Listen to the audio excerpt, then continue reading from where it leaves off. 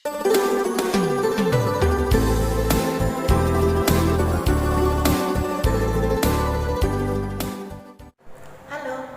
selamat bertemu lagi. Sudah hampir 1 bulan kita tidak bertatap muka. Untuk hari ini, Ibu akan menjelaskan tentang materi sosiologi kelas 10, yaitu tentang sosialisasi. Di dalam kehidupan kita sehari-hari, bahwa manusia itu mudah sekali untuk beradaptasi. Kita berupaya untuk belajar apapun yang ada di sekitar kita. Maka ini adalah sosialisasi. Kalian bisa melihat gambar yang ada di depan kalian. Terlihat sekali bahwa mereka berupaya untuk ada saling mendengar, saling menjawab, kemungkinan memberikan banyak pendapat. Maka kita berupaya untuk melihat satu persatu bagaimana pengertian menurut beberapa ahli. Yang pertama adalah menurut Bruce J. Cohen, sosialisasi adalah proses di mana manusia mempelajari tata cara kehidupan dalam masyarakatnya untuk memperoleh kepribadian dan membangun kapasitas untuk berfungsi baik sebagai individu maupun sebagai anggota kelompok. Kalian perhatikan satu persatu. Kalian perhatikan kira-kira kunci kata dalam pengertian sosialisasi menurut Bruce J. Cohen. Di situ disebutkan adanya suatu proses, bahwa pembentukan kepribadian seseorang itu tidak langsung jadi, tetapi proses dari anak-anak, kemudian remaja, dewasa. Kemudian yang kedua, Peter L. Berger. Sosialisasi adalah proses pada seorang anak yang sedang belajar menjadi anggota masyarakat. Kemudian untuk Suryono Sukanto, sosialisasi adalah suatu proses di mana anggota masyarakat yang baru mempelajari norma-norma dan nilai-nilai masyarakat di mana dia menjadi anggotanya. Jadi, di dalam sosialisasi kita belajar norma dan nilai. Pertemuan yang lalu Ibu sudah menerangkan apa yang dimaksud dengan norma dan apa yang dimaksud dengan nilai. Norma itu dilakukan untuk mendapatkan suatu nilai, sesuatu yang dihargai di dalam masyarakat. Maka Ibu mengharapkan kalau kalian sudah memahami, cobalah untuk membuat definisi tentang sosialisasi menurut kalian masing-masing. Pertemuan selanjutnya kalian presentasikan kepada Ibu. Dalam proses sosialisasi itu melalui 4 tahap. Yang pertama yaitu tahap persiapan. Maksudnya anak mulai belajar mengambil peranan orang di sekelilingnya. Maksudnya apa? Bahwa anak di dalam keluarga itu mulai diajari untuk berbicara, misalnya memanggil mamanya dengan nama atau sebutan mama, papa, kemudian kakak. Itu adalah persiapan. Jadi anak di dalam keluarga itu mulai dia belajar. Kemudian tahap yang kedua adalah tahap meniru. Maksudnya anak tidak hanya mengetahui peran yang harus dia jalani, tetapi juga mengetahui peranan yang harus dilakukan orang lain. Ini dipahami benar-benar. Kita lihat, mungkin kalian di rumah punya adik. Dia akan melihat bagaimanakah kegiatan orang-orang yang ada di sekelilingnya. Mungkin mamanya, mungkin ayahnya, mungkin kakaknya sendiri. Sebagai contoh, dia melihat mamanya sedang masak, maka misalnya sedang masak, ngiris sayur dan sebagainya, maka anak akan berupaya untuk berperan, yaitu misalnya bermain masak-masakan. Kalau orang tuanya guru, maka dia akan mencoba dengan segala hal apa yang dia lihat. Misalnya mamanya berangkat ke sekolah, apa yang dia lakukan? Dia membawa tas, kemudian pakai sepatu, dan dia tirukan. Ini yang disebut dengan tahap yang kedua, yaitu meniru. Yang ketiga yaitu tahap siap bertindak. Maksudnya anak dianggap mampu mengambil peranan yang dijalankan orang lain dalam masyarakat luas. Maksudnya apa? Yaitu anak mulai bermain tidak hanya di dalam keluarga saja, tetapi sudah berani untuk keluar dari rumah, yaitu bermain dengan teman-teman di tetangganya atau di luar rumah. Yang keempat adalah tahap menerima norma. Maksudnya anak telah siap menjalankan peranannya sebagai manusia seutuhnya. Jadi anak sudah mulai memiliki tanggung jawab. Dia mulai terbentuk karakternya, kepribadiannya yang bisa dia bawa nantinya keluar rumah. Kemudian kita lanjutkan bentuk-bentuk dari sosialisasi. Kita dilihat dari prosesnya. Itu ada dua, yaitu sosialisasi primer, yaitu sosialisasi tahap awal yang berlangsung di lingkungan terdekat, yaitu mengarah pada keluarga. Jadi di situ ada tatap muka dengan ayah, ibu, atau anggota keluarga yang ada di dalam rumah itu. Disitulah adanya sosialisasi primer. Kemudian sosialisasi sekunder. Sosialisasi tahap selanjutnya yang berlangsung di luar lingkungan keluarga. Maka kita mengenal ada sosialisasi kalian memiliki teman sepermainan di luar keluarga. Itu adalah sosialisasi sekunder.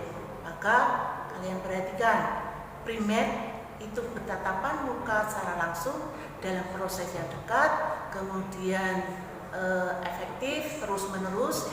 Tetapi untuk sekunder hal yang berbeda, yaitu di luar keluarga dan dimungkinkan berdasarkan kepentingan tertentu saja. Kemudian selanjutnya adalah berdasarkan tempat berlangsungnya. Itu juga sama, ada dua, yaitu sosialisasi formal, yaitu berlangsung melalui lembaga-lembaga formal menurut ketentuan yang berlaku. Maksudnya lembaga formal ini adalah misalnya sekolah, kemudian lembaga kursus, kemudian bisa juga mengarah pada organisasi-organisasi yang ada di sekitar rumah kalian. Yang selanjutnya adalah sosialisasi informal. Maksudnya sosialisasi yang berlangsung melalui interaksi secara informal atau kekeluargaan, seperti teman atau kelompok sosial yang lain. Misalnya belajar kelompok, kemudian mengarah pada karena sehobi. Jadi kelompok-kelompok karena memiliki kepentingan. Kemudian kita lanjutkan tentang media atau agen sosialisasi. Itu ada 4, yaitu yang pertama adalah keluarga. Kita tahu persis, begitu kita lahir, itu ada di dalam keluarga. Disitulah kita mengenal adanya cinta kasih. Disitulah kita bisa belajar. Ingat, ibu pernah mengungkapkan bahwa manusia itu mudah sekali beradaptasi. Kalau kalian pernah mendengar, Ibu pernah menerangkan atau masih ingat bahwa kalau lingkungan kita itu manusia, maka kita juga akan memiliki kebiasaan-kebiasaan manusia. Tetapi kalau lingkungan kita misalnya itu adalah tikus, kita terasing, maka kita tidak akan mungkin bisa berbicara. Dan ini banyak ahli-ahli yang membicarakan tentang kebiasaan itu. Jadi kalau tikus ya anak hanya bisa mencicit. Ibu pernah membaca di Rusia ada seorang orang tua tidak diketahui apakah dia itu memang ingin melakukan percobaan terhadap anaknya. Jadi seorang anak yang ditinggal di sebuah loteng dan tidak ada komunikasi antara orang tua dengan anak. Jadi kalau memberi makan hanya di pintu itu di bawahnya dibuat lubang, lalu orang tua hanya menyodorkan piring. Dan anak karena lingkungannya adalah tikus, dampaknya begitu usia 2 tahun dia tidak bisa bicara. Dia hanya bisa mencicit. Tidak ada yang mengajari bagaimana kalau makan dari piring ke mulut dan sebagainya, nggak ada. Jadi dia hanya melihat tikus ya dari piring kemudian langsung ke mulutnya. Ini adalah media sosialisasi dalam keluarga. Maka untuk kalian yang berada di dalam keluarga, kalian harus bersyukur. Kalian bisa apapun, kalian bisa tahu kasih sayang, kalian bisa belajar, bisa berbicara dengan tutur kata yang baik, kalian bisa bertingkah laku yang baik.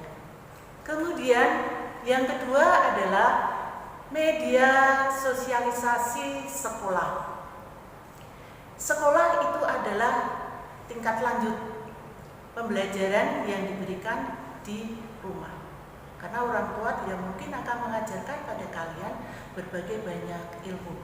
Tetapi tadi sudah diungkapkan kepribadian itu terbentuk di rumah.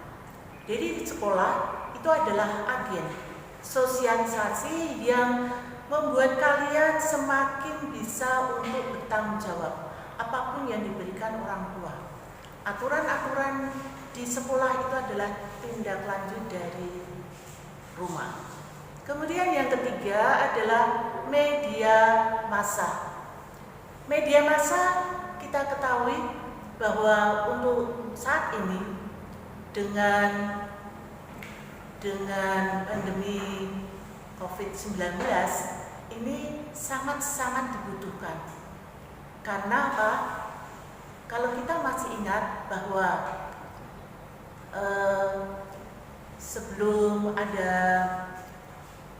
pandemi ini disebutkan bersatu kita teguh, bercerai kita runtuh. Tetapi untuk sekarang tidak. Bersatu kita akan banyak penyakit. Tetapi bercerai kita akan sehat. Maka media massa ini banyak hal, bisa media elektronik maupun media cetak. Berbagai hal, kalian ada di rumah, berbagai hal bisa mendapatkan banyak wawasan. Kemudian media sosialisasi teman sepermainan. Kadang-kadang teman sepermainan itu banyak memberi pengaruh pada kalian. Kadang-kadang orang tua saja kalian abaikan. Teman saya mengatakan demikian, jadi lebih dipercaya teman sepermainan.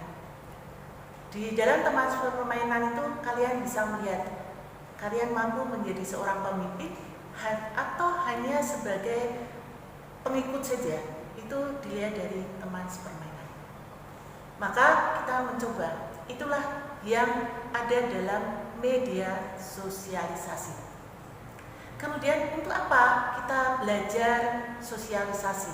Berarti kita membahas tentang tujuan dari sosialisasi. Tujuan sosialisasi adalah memberikan keterampilan yang dibutuhkan seseorang dalam kehidupan di tengah-tengah masyarakat. Tadi sudah memberikan contoh. Yang kedua, menanamkan nilai-nilai pada seseorang dan kepercayaan pokok yang ada di masyarakat. Nilai, sesuatu yang dihargai, sesuatu yang penting untuk kehidupan kita selanjutnya di masyarakat. Yang ketiga yaitu mengembangkan kemampuan seseorang untuk berbicara atau berkomunikasi dengan baik. Kita berbicara pada orang tua berbeda dengan kita berbicara dengan teman sebaya kita. Berbeda juga dengan teman misalnya adiknya. Kepada orang tua kita harus menghormati, kepada siapapun. Misalnya pada mamang beca, itu juga sama. Jadi kita harus memiliki komunikasi yang baik. Yang keempat adalah mengembangkan kemampuan seseorang untuk mengendalikan dirinya sesuai dengan fungsinya sebagai bagian dari masyarakat. Maka ini harus kalian pahami tentang tujuan sosialisasi itu. Maka dengan sosialisasi diharapkan individu dapat satu, menyesuaikan perilaku yang diharapkan dan dianggap baik oleh masyarakat. Jadi untuk kita anak-anak Cirebon, mulailah untuk berperilaku yang baik, bertutur kata yang baik. Kemudian yang kedua, mengenal dirinya dan mengembangkan segala kemampuan dengan lingkungan sosial. Kita harus menghormati di sekeliling kita.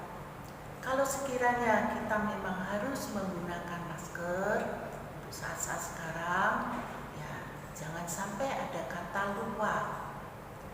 Kemudian yang ketiga, mampu menjadi anggota masyarakat yang baik.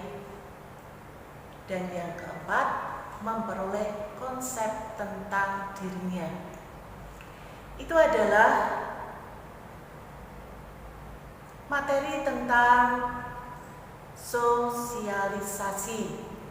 Bila kalian merasa ada yang perlu ditanyakan, silakan kalian mengirim atau menuliskan dan mengirimkan ke email Ibu. Sekian dan terima kasih.